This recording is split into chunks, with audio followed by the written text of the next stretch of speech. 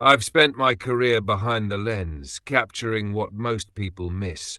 The eerie, the unexplained, the things that only make sense when it's too late. Since childhood, I believed watching from the sidelines meant safety, that as long as I observed, nothing could hurt me. I was wrong. That night at the Ohio State Penitentiary changed everything.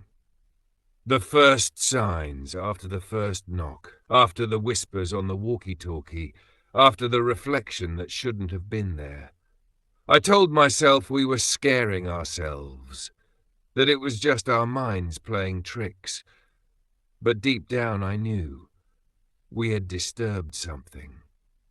The air was thick, wrong, like the walls themselves were watching. My camera flickered, its feed cutting in and out. I blamed the old wiring, but then I saw them. Shadows shifting along the corridor, moving when no one else did. Not tricks of the light. Not dust. Something else. Then came the footsteps, soft, wet, close. I held my breath, trying to rationalize it. Old pipes, the building settling.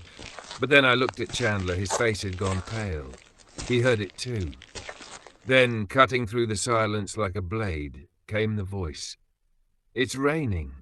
I spun around. The walkie-talkie, it had to be, but there was no static, no response, because the voice wasn't from the radio. It was behind me. I raised my flashlight, my hands trembling.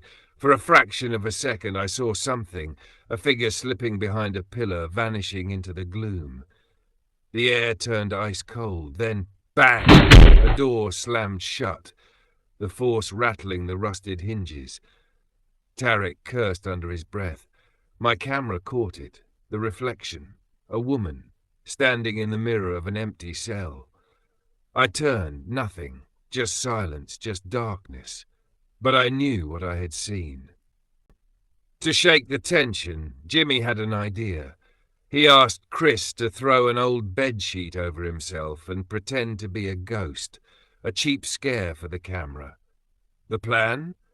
As Jimmy entered the room, Chris would be mid-action, lifting a chair to carry it toward the center.